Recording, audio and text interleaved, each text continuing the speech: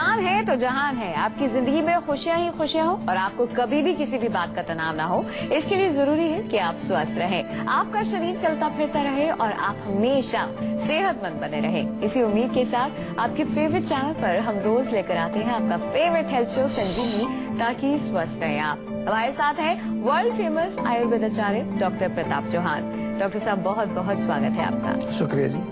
News 24 पर लगातार हम संजीवनी के जरिए हमारी प्राचीन चिकित्सा की पद्धति आयुर्वेद को आप तक पहुंचाने की कोशिश कर रहे हैं, जिसके पीछे हमारा मकसद सीधा और साफ है, और वो ये है कि हमारी कोशिशों की वजह से आयुर्वेद जैसी महान भारतीय चिकित्सा पद्धति आपके घर में पहुंच जाए।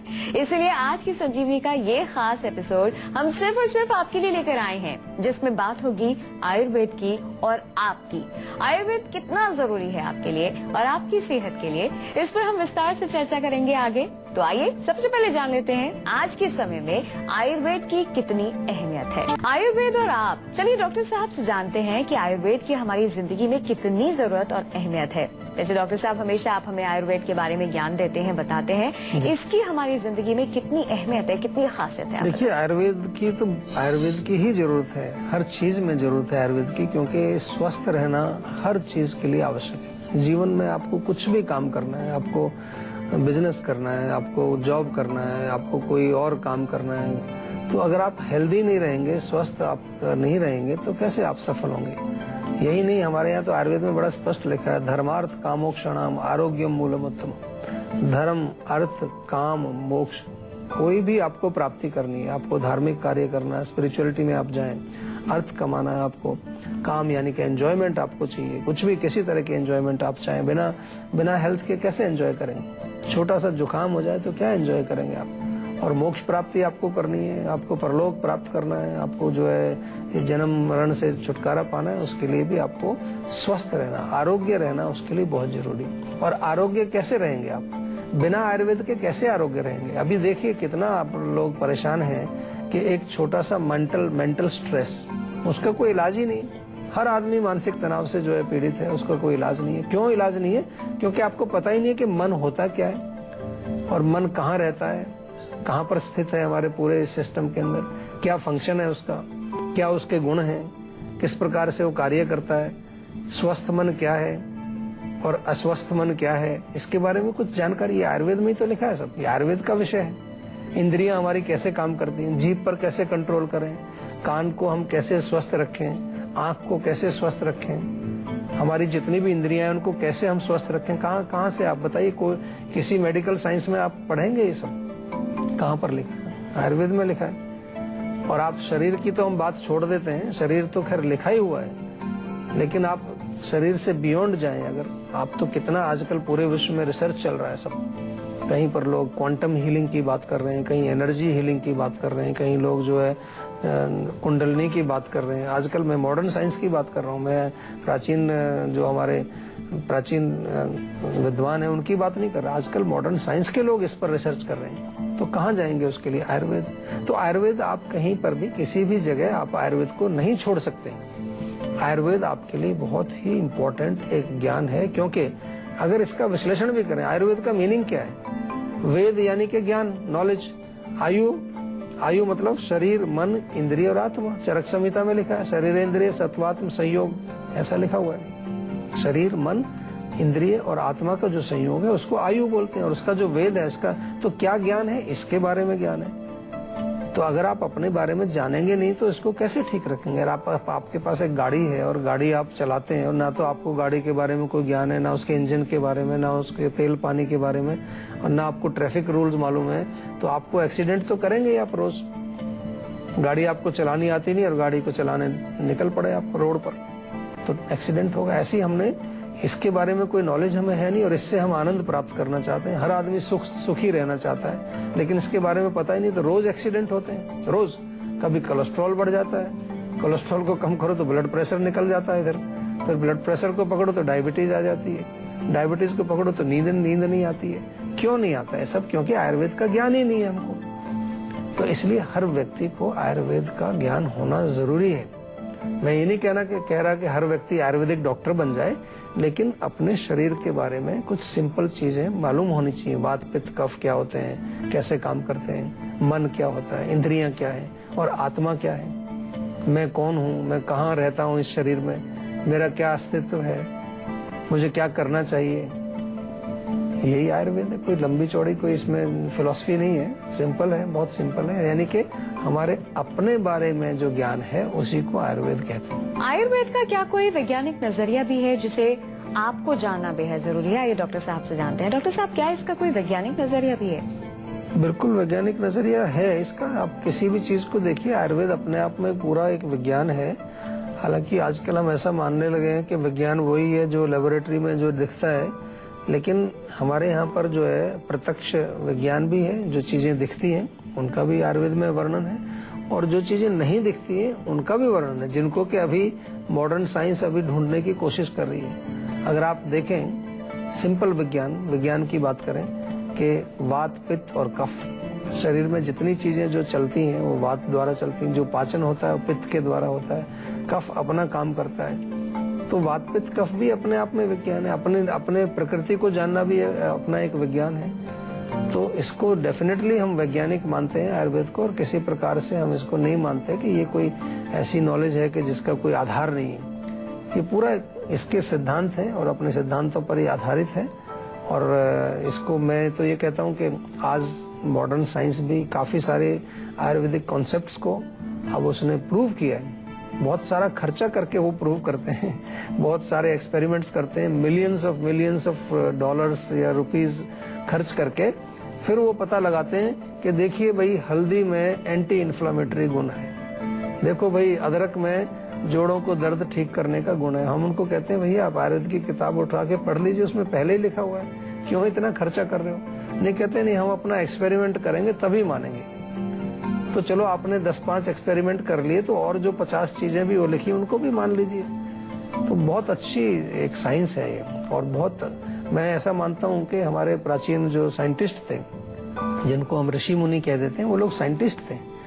उन लोगों ने बहुत क्लिनिकल स्टडीज, बहुत ज्यादा रिसर्च करने के पश्चात ये सब पता लगाया। नहीं तो कहाँ से उनको पता चल रहा है कि नीम खाने से खून साफ हो जाएगा। कुछ तो किया होगा ना रिसर्च, ऐसी थोड़ी हवा में थोड़ी लिख दिया उन्होंने कि आप नीम के पत्ते खाओ तो आपकी खुजली या एक्ने पिंपल्स ठीक हो जाएंगे। आप लोगों ने भी कितने नुस्खे हमारे ट्राई किए हैं कि आप ये फलानी चीज खाओ तो ये ठीक हो जाएगा। तो ये सब आयुर्वेद में ही तो लिखा है। तो आयुर्वेद डेफिनेटली एक विज्ञान है, साइंस है, एक बाकायदा इसमें रिसर्च की करके ही हमारे ऋषि मुनियों ने इसको बनाया है। महोबा से एक दर्शक जुड़ गए हैं। अरविंद, स्वागत है आपका, अपनी समस्या बताइए। हाँ जी, मैं अरविंद बात कर रहा हूँ सर, महोबा से। जी बोलिए। हाँ जी सर, देखिए अभी मेरे नाना जी हैं, वो अभी अचानक बारिश के मौसम वैसे ही चल रहा है सर, वो फिसल गए थे, लेकिन उनका एक साइड का कूला जो है लेफ्ट टांग का वो उतर गया। अच्छा। हाँ जी, उसकी पट्टी वट्टी सब करवा दी सर प्लास्टर पे, और उसमें एक्सरा भी करवा लिया उनका जी। लेकिन अब भी उनको मतलब उनकी एज 70 साल की होगी, तो वो चल नहीं पा रहे हैं। वैसे नॉर्मल तरीके से ठीक हो चुके हैं वो, पर थोड़े चलने में बहुत दिक्कत होती है सर। देखिए ओल्ड एज है डेफिनेटली, और ओल्ड एज में कई बार बुजुर्ग लोग ऐसे हो जाते हैं कि कहीं फिसल जाएं, गिर जाएं, उनका थोड़ा सा जो कि जैसा आपने कहा कि हिप जॉइंट थोड़ा सा खिसक गया है, कूल्हा उतरना उसको कह देते हैं। तो इसमें रेस्ट करना बहुत जरूरी है। तो रेस्ट करने से वो हील होती है चीजें, जो अंदर कोई मांस फट गया है, कोई और चोट लगी है किसी प्रकार की उनको। दूसरा, हल्दी का सेवन उनको कराइए, बहुत फायदा करती है। 1 कप दूध में 1/4 चम्मच हल्दी मिला के सुबह शाम दोनों टाइम उनको पिलाइए। साथ में आप अगर चाहें तो थोड़ा उस पर जेंटल, बिल्कुल हल्के हाथ से, रगड़ा नहीं लगाना, बहुत हल्का सा गुनगुना तिल का तेल लेके उससे मालिश करिए और थोड़ी सिकाई करिए, बहुत फर्क पड़ जाएगा उससे। कोई ऐसी बात नहीं, धीरे धीरे थोड़ा सा समय और लगेगा, वो नॉर्मल हो जाएंगे। शुरू में जब थोड़ा सा उनको जब चलाने की कोशिश भी आप करेंगे तो सपोर्ट के साथ उनको चलाइए, एकदम से वो ना चलाएं, क्योंकि उसमें थोड़ा सा नॉर्मल चलने में उनको समय कुछ लगेगा। दिल्ली से एक दर्शक जुड़ गई है। आरती जी, स्वागत है आपका, अपना सवाल करें। हाँ जी, मुझे ये पूछना था, मेरा छोटा भाई है, वो बारिश में मतलब भीग गया था जी। तो अभी उसको ना पूरे बॉडी में मतलब ईचिंग सी हो रही है और दाने दाने से हो रहे हैं, और मतलब खुजली की वजह से उसने दिक्कत हो रही है उसे बहुत ज्यादा। तो इसका कोई मतलब घरेलू उपचार आप बता देंगे? देखिए, बारिश में क्योंकि कई बारी गंदा पानी भी होता है, कुछ इन्फेक्शन हो जाते हैं स्किन के, या कई बारी ह्यूमिडिटी की वजह से भी हमारी त्वचा में अगर नमी बनी रहती है तो उसमें कुछ फंगस डेवलप हो जाता है। फंगल इन्फेक्शन आम तौर पर हो जाते हैं, जैसे कि कोई खाना आप रखे उसमें वो लग जाता है, फंगस लग जाता है, ऐसे त्वचा में भी फंगल इन्फेक्शन हो जाता है। तो इसमें नारियल का तेल 100 ग्राम, 10 ग्राम उसमें कपूर मिलाएं गर्म करके तेल में, और उस तेल को मिक्सर बना के रखें और उसको आप बॉडी पर जहाँ जहाँ पर भी उनको खुजली होती है उसको लगाएं। और 4-5 नीम के पत्ते अगर वो ताजा रोज खा लें सुबह सुबह तो बहुत ही बढ़िया रहेगा उसके लिए। आज की संजीवनी में आइए डॉक्टर चौहान से जानते हैं कुछ खास ऐसे जनरल टिप्स जिसे अपनाकर आप आयुर्वेद के मुरीद हो जाएं। डॉक्टर साहब, ऐसे खास टिप्स बताइए जो कि बहुत सरल से है, जो आसान हो, बहुत कारगर हो। देखिए, कुछ चीजें तो हम बताते रहते हैं आपको रेगुलरली। हमारा सबसे फेवरेट जो एक नुस्खा जो सभी को बताते हैं हम, वो है तिल के तेल से मालिश।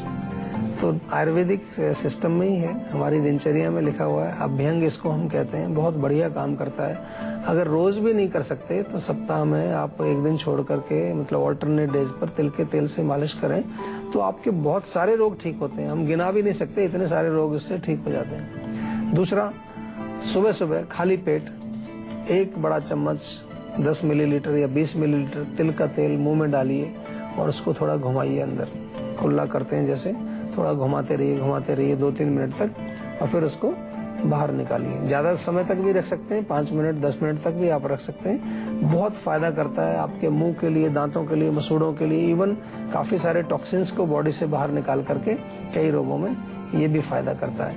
इसके अतिरिक्त आयुर्वेद में कुछ जो विशेष, हम शाम की बात करें, शाम के समय जब आप घर आते हैं तो घर आने पर, क्योंकि आजकल बहुत ज्यादा तनाव है, मेंटल स्ट्रेस बहुत लोगों को होता है, शाम को आते हैं थोड़ा सा चंपी आप करिए, सिर में मालिश करिए अच्छी तरह से। तो उससे क्या है कि मानसिक रिलैक्सेशन आपको मिलेगा, आपके अंदर जितना भी जो है तनाव है दिन भर का वो शांत हो जाएगा। शवासन थोड़ा करिए, उससे फर्क पड़ेगा। और सबसे इम्पोर्टेंट चीज जो है वो ये है कि आप जीवानंद प्रोग्राम, हमारा एक आयुर्वेदिक प्रोग्राम है जो आम आदमी के लिए हमने बनाया है, हमारी वेबसाइट पर वो उपलब्ध है, उसको आप वहां से डाउनलोड कर सकते हैं। उसमें सुबह से शाम तक छोटी छोटी सी चीजें कि सुबह किस प्रकार से आपको उठ करके क्या क्या करना चाहिए, दोपहर को क्या करना चाहिए, रात को क्या करना चाहिए, ये सब उसमें इस प्रकार हमने थोड़ा डिस्क्राइब किया है, ताकि आम आदमी जो है छोटी छोटी चीज करके अपने जीवन में स्वस्थ रह सके। सबसे इम्पोर्टेंट चीज है कि अपनी प्रकृति को समझना चाहिए आपको, आपकी कितनी जो है अग्नि की शक्ति कितनी है, आपकी शारीरिक शक्ति कितनी है, आपकी मानसिक शक्ति कितनी है, और उसके अनुसार ही आपको जो भी काम करना है। अगर खाना खाना है तो अग्नि के शक्ति के अनुसार, आपको फिजिकल वर्क करना है तो अपनी शक्ति के अनुसार। क्योंकि जब हम जो है ओवरलोड हो जाते हैं, चाहे वो मानसिक लेवल पर चाहे शारीरिक लेवल पर, ज्यादा हम काम करते हैं, ओवर बर्डन हम डालते हैं, उससे जो है फिर दुष्प्रभाव आता है। इसी तरह से खाने में भी जब ओवर ईटिंग करते हैं तो हमारे शरीर में रोग पैदा होता है। डॉक्टर साहब, हम आपसे ये जानना चाहेंगे, तमाम तरह की चिकित्सा पद्धति मौजूद है, इसमें से आयुर्वेद इनसे अलग क्यों है, क्यों खास है? देखिए, आयुर्वेद का एक अपना एक विशिष्ट लक्षण ये है कि आयुर्वेद रोग के मूल कारण को पकड़ता है, केवल लक्षणों को नहीं। लक्षणों की चिकित्सा भी होती है, लेकिन जड़ क्या है, सिर दर्द है तो क्यों है सिर दर्द, उसका कारण क्या है। तो एक तो ये विशिष्ट लक्षण आयुर्वेद के अंदर पाया जाता है। दूसरा, बहुत अच्छा एक और इसमें आयुर्वेद में हम ये देखते हैं कि ये इसका दुष्प्रभाव कोई नहीं। आप जब कोई औषधि लेते हैं, अगर प्रॉपर आप गाइडेंस में डॉक्टर के ले रहे हैं, प्रॉपर उचित मात्रा में उसको ले रहे हैं, तो उसके कोई साइड इफेक्ट नहीं है, कोई नुकसान नहीं है आपको। अगर फायदा नहीं होगा तो आपको कोई नुकसान भी नहीं होगा। और तीसरी चीज एक और बड़ी अच्छी है आयुर्वेद की, कि जो हम आयुर्वेदिक औषधियां बनाते हैं वो सब प्राकृतिक, हमारे जो जड़ी बूटियां हैं, नेचुरल इंग्रेडिएंट्स उसके होते हैं, तो वो शरीर में किसी प्रकार का जो है वो विरोध नहीं है उनका। हमारा बॉडी जो है वो नेचुरल इंग्रेडिएंट्स के साथ ज्यादा अच्छा काम करता है। कोई केमिकल्स, किसी प्रकार के कोई प्रिजर्वेटिव्स या कोई किसी तरह का उसमें ऐसा चीज नहीं है जो हमारे शरीर को पसंद ना आए। तो आयुर्वेद बहुत बढ़िया है। और एक और चीज भी मैं आयुर्वेद के बारे में विशिष्टता में बताऊं, वो ये है कि प्रत्येक व्यक्ति को एक इंडिविजुअल, यूनिक इंडिविजुअल समझ करके आयुर्वेद चिकित्सा करता है। तो हर व्यक्ति की चिकित्सा पर्सनलाइज्ड है उसमें। इसीलिए हमने आपको ये सुविधा दी है कि आप हमारे डॉक्टर से पहले बात करिए कई लोग हमसे कहते हैं हमें दवाई बता दीजिए, हमें बात नहीं करनी। भाई दवाई कैसे बताएंगे जब तक हम आपके बारे में नहीं जानेंगे, आप कहाँ के रहने वाले हो, क्या आपकी प्रकृति है, क्या आपकी शक्ति है, मानसिक शक्ति कैसी है, शारीरिक शक्ति कैसी है, दोषों का क्या आपकी स्थिति है, धातुओं की क्या स्थिति है। जब तक आपका पूरा विश्लेषण नहीं हो जाता तो उसके पहले औषधि ना बता सकते हैं, और ना मैं आपको राय दूंगा कि आप ऐसे आयुर्वेदिक दवाइयाँ कभी खाएं। कभी भी मत खाइए। कोई आपको बताए भी कि मैंने ये दवाई ली थी, मुझे फायदा हुआ, आप मत लीजिए उसको। दो व्यक्ति अगर जुकाम के आएंगे तो जरूरी नहीं दोनों को एक ही दवाई मिलेगी, दोनों को अलग अलग दवाई मिलेगी। एक पित्त प्रकृति का है, उसको हम ज्यादा गर्म दवाई नहीं दे सकते। एक कफ प्रकृति का है, उसको ज्यादा ठंडी दवाइयाँ नहीं दे सकते। तो आयुर्वेद बहुत सूक्ष्म लेवल पर बड़े ही वैज्ञानिक तरीके से समझ करके और हम चिकित्सा करते हैं। डॉक्टर साहब, कलौंजी क्यों है खास और क्या है इसकी खासियत? देखिए, कलौंजी तो बहुत एक विशिष्ट औषधि भी है और हमारे यहाँ प्रयोग बहुत होती है। आजकल हमने देखा कि विदेशों में भी बहुत लोग इसको समझने लगे, इसका उपयोग। कलौंजी में काफी सारे औषधीय गुण हैं।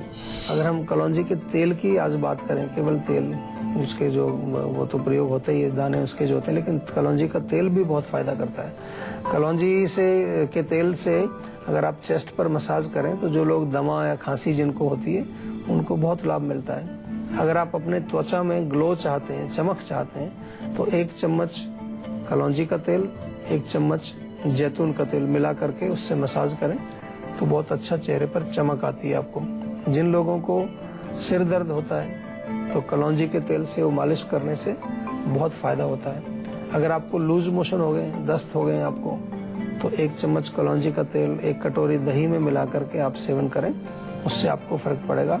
और कलौंजी के जो दाने होते हैं उसका सेवन करें अगर आप 1-1 चम्मच हर रोज। तो ऐसा अभी एक रिसर्च हुई है अपने इंडिया के अंदर ही रिसर्च हुई है कि यूनिवर्सिटी में, कि जो रेडिएशन होता है, जैसे कि जो कैंसर के पेशेंट के रेडिएशन कराते हैं, रेडियोथेरेपी कराते हैं, उसके साइड इफेक्ट्स भी कम करती है कलौंजी। बहुत सारे गुण हैं इसमें, तो इसका प्रयोग जरूर करें।